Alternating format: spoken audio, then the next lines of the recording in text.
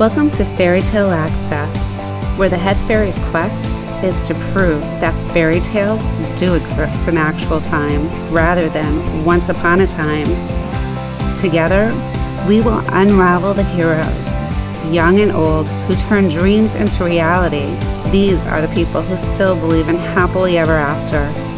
The discoveries will bend even our most cynical non-believers into believing in fairy tales.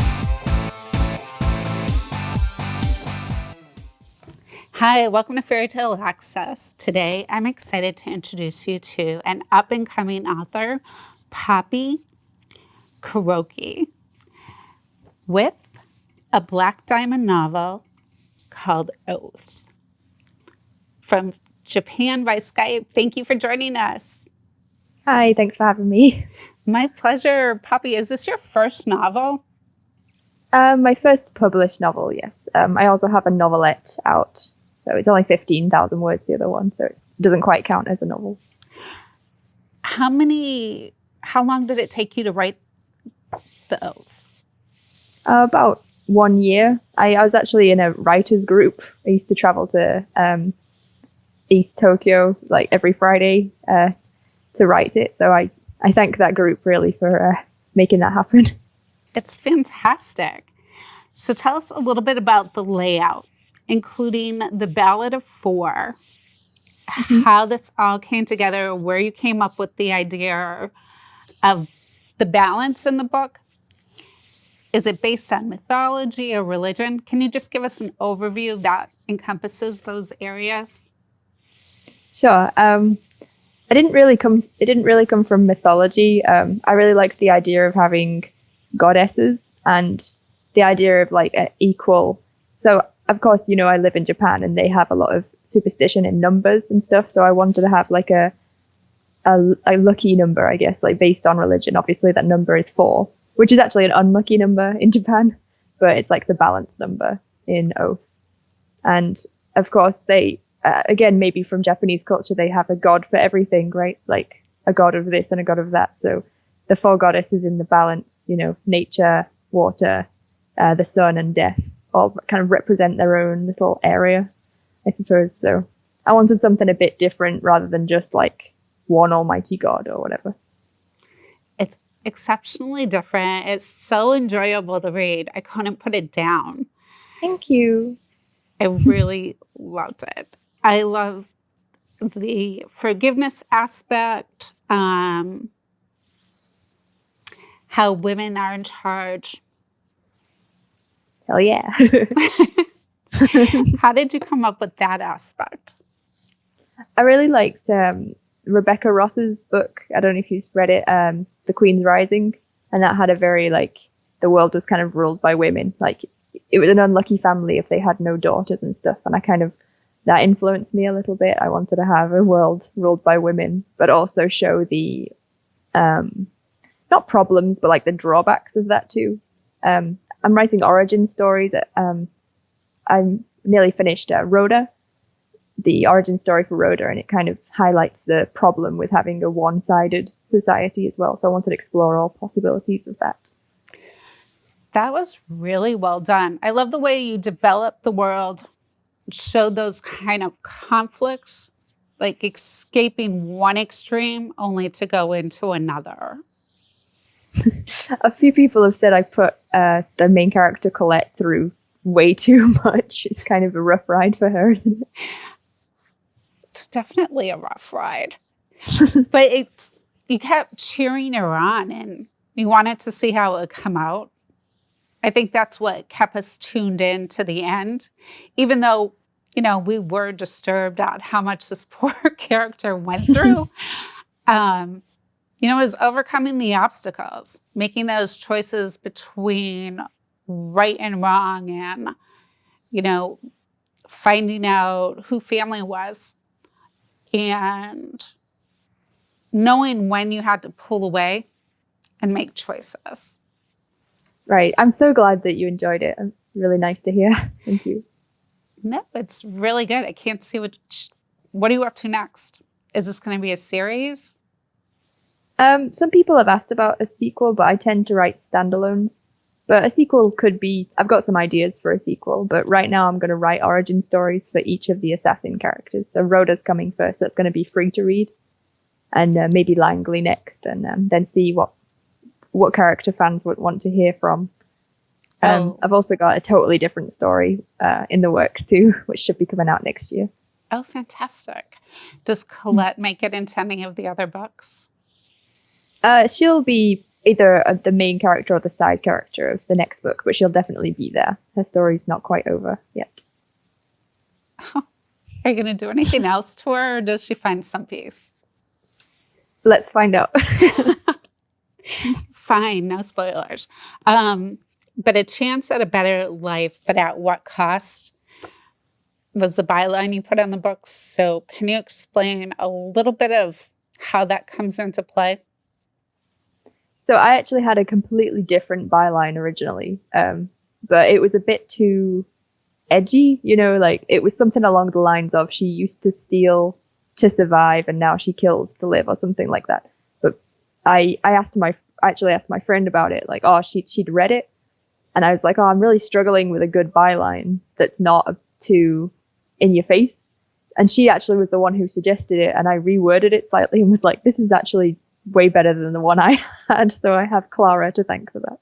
Oh, well, Clara did a good job, because she did a great job. She did, because it really explains what you're getting into. Yeah, it kind of doesn't tell you too much either. It doesn't, but it's a bit more intriguing, hopefully. It is more intriguing, and it follows the whole layout of the story, from asserting yourself to, learning balance, to making friends. Mm-hmm. All of those choices. It was really wonderfully well done. Where are you from originally? I'm from the UK originally, born in Scotland, but grew up in North England. We moved around a lot because my mum, she became a teacher, but then she decided she wanted to be a teacher somewhere else. So we sort of moved around a lot.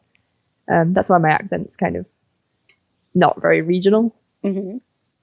So. No, that fits the way this laid out. And then, right. How long have you been in Japan? And why did you choose Japan? About 6 years total. I came when I was 18, for a holiday, because I'd wanted to come for a while and really, really enjoyed it. And then came for a year for study abroad. And then I finished university, and then I got a job in Nagano Prefecture, which is the north side. But I really missed Tokyo, so I decided to move back. And then I met my husband soon after that, and been here ever since. Oh, congratulations. Oh, thanks. Tell us about the cultural differences in daily life in Japan and how some of them might have shown up in this book. Yes, definitely. People aren't as forward. So if you ask someone something, this is the example I always use. If you ask someone oh, are you free on Saturday? Let's hang out. They won't say, no, I'm busy. They'll do this. And that means no. The tilt of the head. That means no. Yeah. You have to look out for it. So I didn't get this at all the first few years, So I'm like, what? Are you free on this weekend? And I ended up coming off as really rude. Punctuality is very important here too. Even when you're meeting friends, in the West, we're like, okay, see you at 1. And that means 1:15, right? But here it means 12:55. And it's kind of rude to be. People won't yell at you for it, but it's kind of, you have to be on time. Oh, that's nice. I mean, it is. Yeah, I like nice. It actually. Well, compared to Europe, when they say a time and it's really anywhere from 20 minutes to 45 minutes later. I know. I still sometimes meet Western friends, and we agree to meet at 2, and 2:15 they're like, okay, I'm getting ready now. And I'm like, that's so funny. All right. So food was a big deal in this novel as well. So what are the eating manners? What's different? In Japan?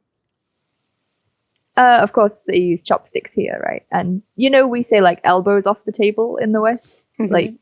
They don't have that, but like this was years ago when I was still a student, and I was eating some kind of soup, and the bowl was on the table, and I was eating with chopsticks into my mouth. And the lady I was with was like, no, you have to pick up the bowl and eat like this, never like this. And that's just something I learned there. And like putting your chopsticks in rice is not good either. That's something to do with death and funerals. And you have to like eat, if you can, eat all the rice, not like most of it in the bowl, which is tough if you can't use chopsticks very well. There's loads of little rules. So how do you eat the rice if you can't use the chopsticks? Practice. It's quite sticky compared to Western rice, so it's not too difficult to pick up. Oh, and you never mix stuff with rice either. You don't? Like, apart from with certain meals, there's like rules for eating. So if the number of times I've brought food from like my country to Japan, and they're like, how do you eat this? There's like rules for eating, like how to eat something.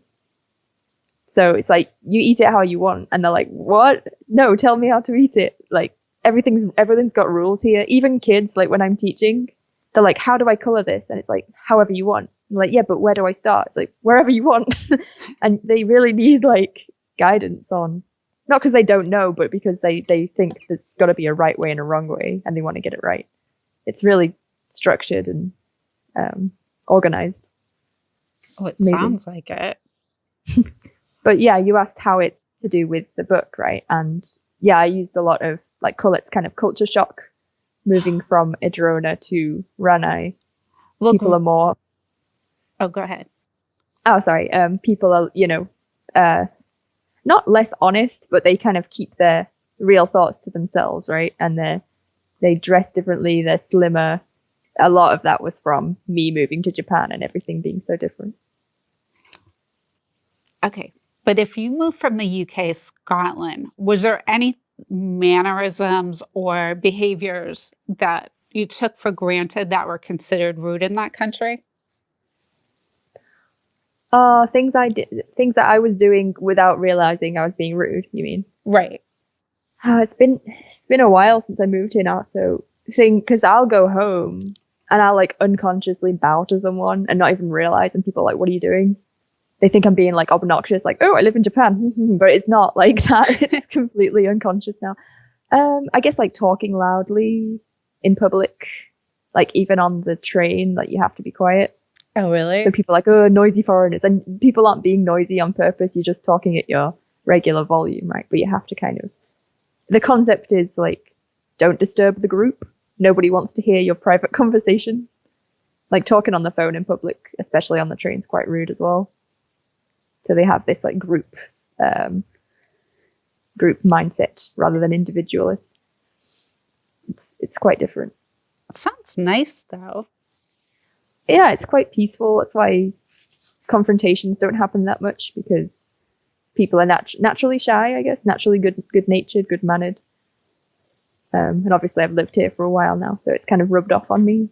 Sometimes like my Western friends will say something and I'm like, oh, it's so rude, and I just sound so pretentious, but it's not on purpose.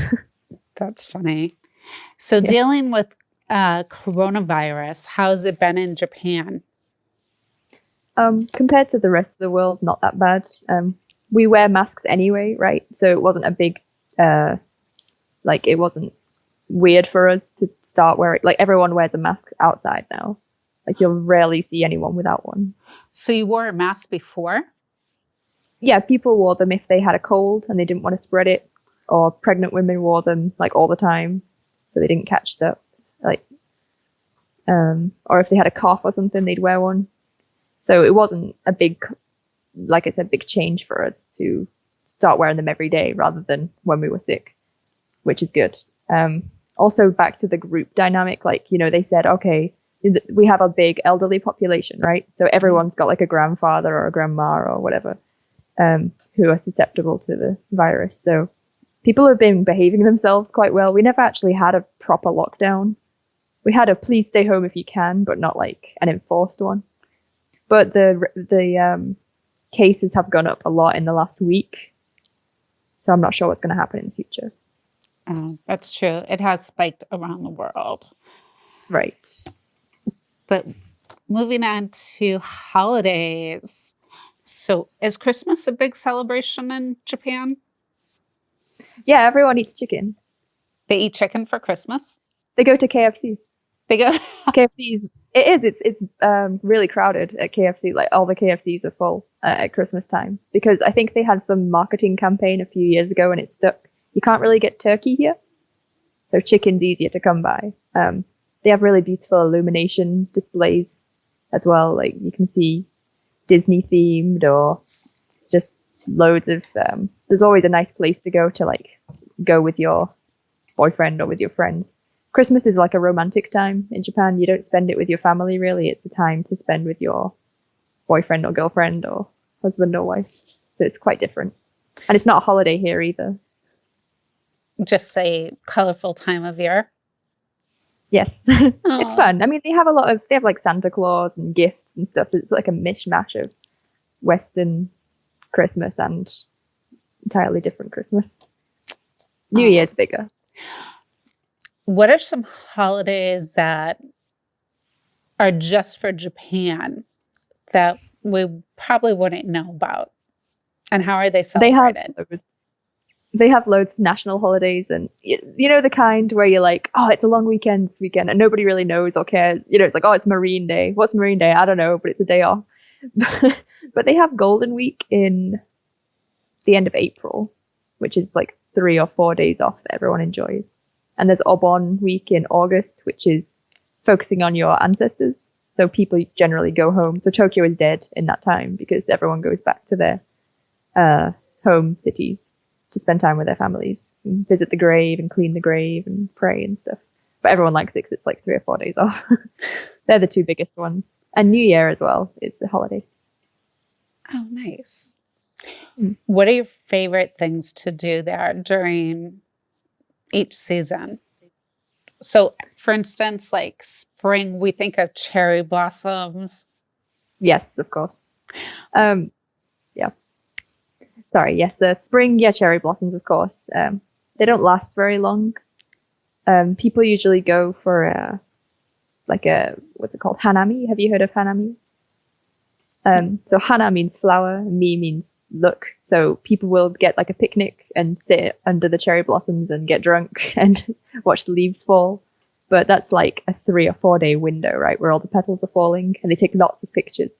This year, obviously, it didn't really happen. I think the governor was like, please don't do hanami if you can manage it. Do indoor hanami with fake cherry blossoms instead.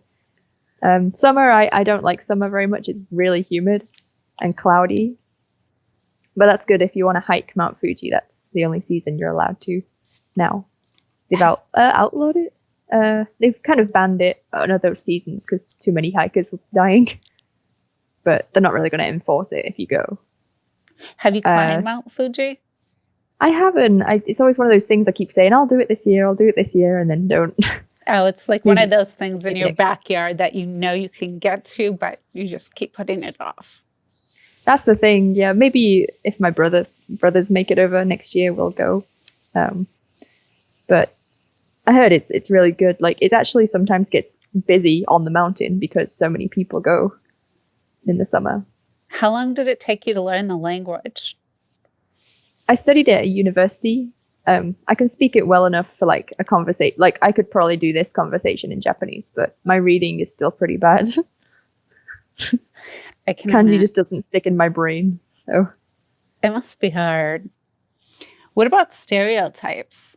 Did you find any stereotypes about Japan from before you went to while you lived there that aren't necessarily true? I actually have an article about this on my blog. And I sent it to my dad and he said, wow, I thought they were all true. So one of them is like, everyone works 15 hours a day and they're always exhausted. Like, no, like there are some certain companies with businessmen that do work a lot, but a lot of things are for image in Japan. So people will stay overtime, but they won't actually do any work. They'll just make sure their boss sees them. Oh, you're still in the office. Good job. But they'll like sleep in the office pretending they're so tired that, you know, they've fallen asleep. And like most people have normal hours and it's actually illegal to overwork, like many places. Another one's wearing the masks because of pollution. That's not true. It's when you've got a cold. Another one is everyone loves anime and manga. Like, no, it's like a few people like it, but not everybody. Like, if you go to Japan, like, oh, I'm going to make so many friends because I love Sailor Moon, like, you might be a bit disappointed. They actually have a nickname for nerds who love that stuff. What about fashion? Fashion. Yeah, kimono and yukata robes. Mm-hmm. Yeah, yukata are usually worn at festivals. So yukata's the summer one, the lighter one. They'll go to like firework festivals all dressed up in yukatas. Graduation ceremonies, weddings, stuff like that. They'll wear them, but they won't wear them like every day. So they won't wear Especially them out to like a lunch with girlfriends or... If it was like a themed restaurant, like a really posh themed restaurant, they could do. Like if it was like a traditional Japanese restaurant with like 10 courses, they might dress up. Oh, they like dressing the same. This might be a Korean thing, but they have this thing called pair look, where like a boyfriend and girlfriend will go out wearing the same clothes. It's adorable. Oh, really? It's a thing? They'll wear like the same. Yeah, they'll both, like, for example, wear white sneakers and black pants and like a red shirt. So it's like, yeah, we're together. Like, they love wearing the same in groups or whatever. They love wearing the same clothes. It's really cute. That is cute. Then you can find everybody. Yeah, like find everyone wearing the pink shirt or whatever. What are some of your favorite places in Japan now? Oh, we visited Hokkaido. That's the northernmost large main island. We visited there a few months back. It was really nice. I love Okinawa as well. That's near Taiwan, like the tropical islands. We went there last year as well.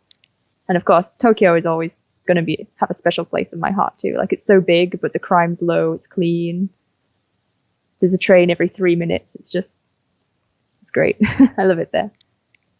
That's great. What about castles? Does Japan have anything comparable to a castle that you'd find in your homeland of Scotland? How did they differ? The castles are very different. But yeah, they have, is it 15 of the original castles are still standing? Because most of them have been reconstructed because they were destroyed by war or earthquakes. Mm-hmm. But I think it's 12 or 15 are these still the original ones from when they were built. So they have different levels like this. Like slopey roofs and 4 or 5 floors.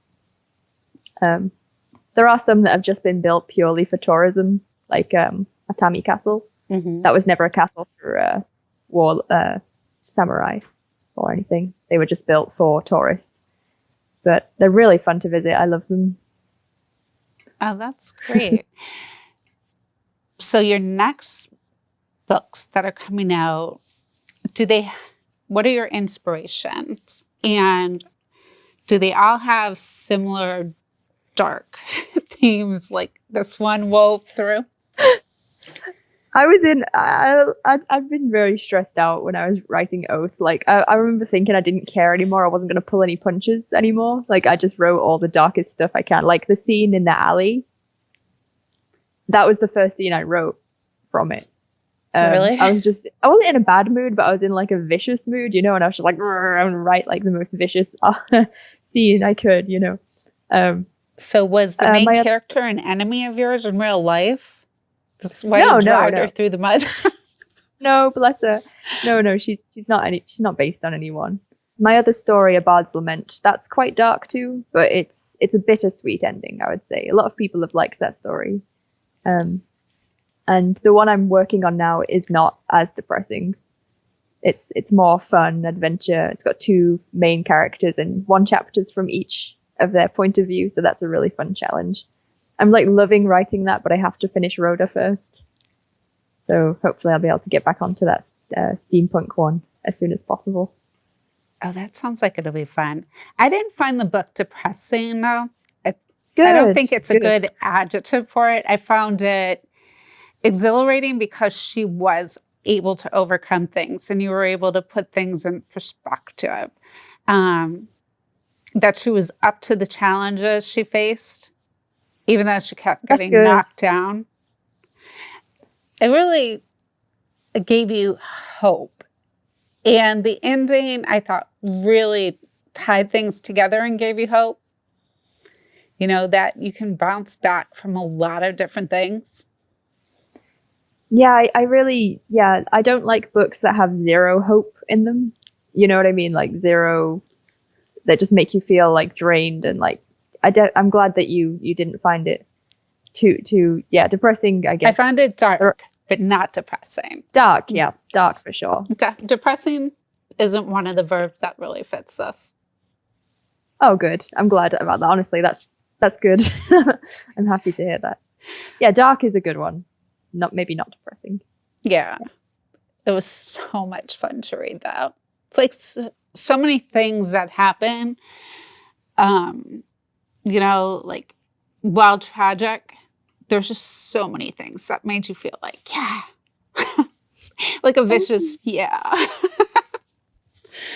Yeah, that sense of justice. Yes, definitely. I wasn't sure what to do with that for a while, like the ending. But I'm glad I went with what I went with. I'm glad you did too. It really tied it all together exceptionally well. So I'm looking forward to reading more from you. That's very kind. Thank you. My pleasure. So what do you teach in school before we close? Oh, I teach freelance now, but I was in a high school last year, just part-time, 2 days a week. High school girls are absolutely insane. There is no difference in culture when it comes to children. They are the exact same all over the world. That's funny. What did you teach? English? Literacy? Yeah, just English. Just English. English conversation. Wow, that must have been fun. So the drama's the same in high school? Oh, I didn't get mixed up in too much drama, but like they're just you know, like they'd make the same jokes, or like they'd laugh at the same stuff. Like if I fell over, I didn't fall over, like if I slipped over or something, they'd all find it really funny. You know, like that translates to all across the world. And they just reminded me of teenagers back home as well. Like apart from the language, there was zero difference, which was quite sweet in some ways. It was fun. We all added each other on Instagram. Like I checked it was okay with the other teachers. So we're all on Instagram now anyway. So I still get to keep up with their shenanigans, which is great. That's fantastic. Thank you for sharing so much about what you do. Thank you so much for having me. Had a good time. Oh, me too. Until next time, keep asking questions. And if you want a great book to read that'll totally take you away from it all, Oath, a Black Diamond novel, is definitely the way to go. We'll see you soon.